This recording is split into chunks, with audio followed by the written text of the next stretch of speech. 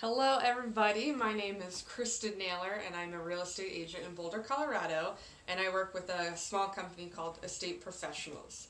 And I'm here today because I don't always make the best decisions, but about a year and a half ago I made a very, very good decision with my fiance, and as a result we now have $70,000 more in our net worth than we did before we purchased our house.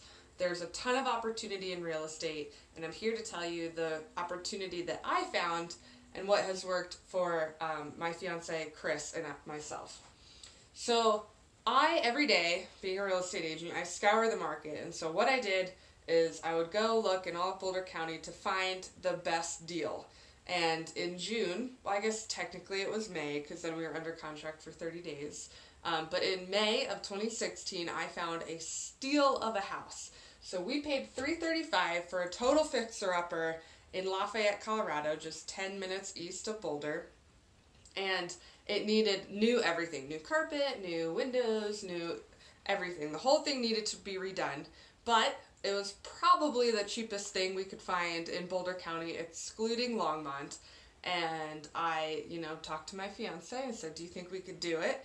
And he looked at his retirement account and he said, well, I think maybe we can.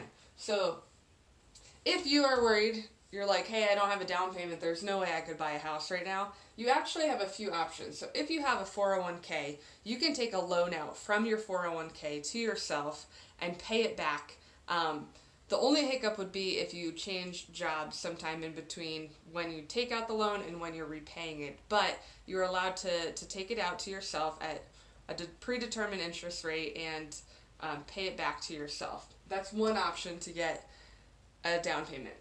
Your other option would be if you have an IRA, you can take money out of that at no penalty before you're, 59 and a half, whatever the age is that you can pull out that money at no penalty and use it as long as it is your primary residence. So if you don't currently own a house, obviously you can go that route.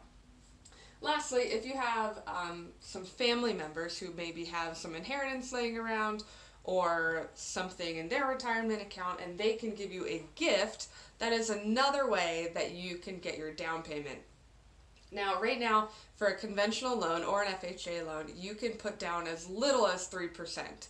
That's awesome. So 3% is not a ton of money. We ended up putting around $15,000 total down.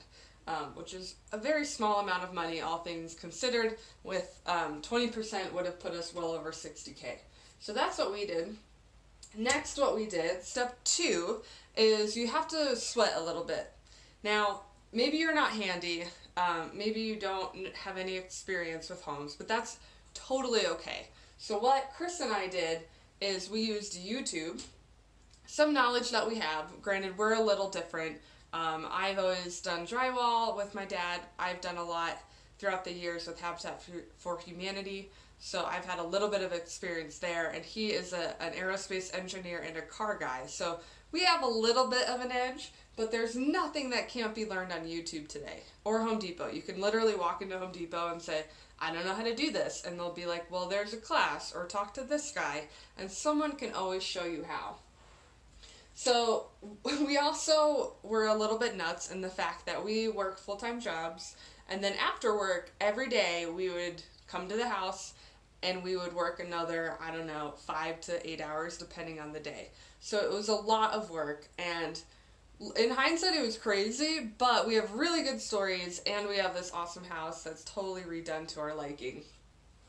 And lastly, Restore is a Habitat for Humanity store, basically, where people can go donate things out of their home. If they're updating, they go and donate their old things to this store, and you can get lightly used materials for your home at a fraction of the cost that it would be if you bought it new.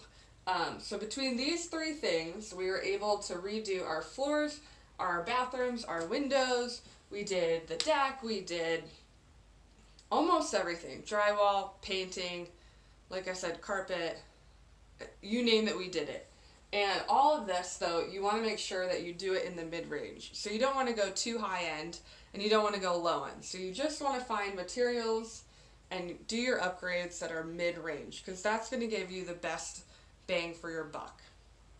Now, lastly, this is what mostly gave us our 70K in equity, is this appreciation in a hot market. So Boulder County, on average, has been appreciating around 10 to 13% year over year for at least the last 3 years. Now, we're not guaranteed that forever. No one has a crystal ball, and I can't tell you that if you buy a house today, it's definitely going to appreciate 70K in the next 18 months. However, things are still looking pretty good. So even in 2008, Boulder County just kind of sunk a little bit and then came right back up, whereas other places are just now getting to the point where their homes are worth what they were worth in 2006. So we rode this hot market wave up, and in December, so just about a half month ago, we were able to refinance, and our house appraised for $426. Now, realistically, I think that was very generous. I think we could actually only sell it for $405 if I put it on the market tomorrow. But we are now out of mortgage insurance. We have options, so now we have an equity, so we can take out a HELOC.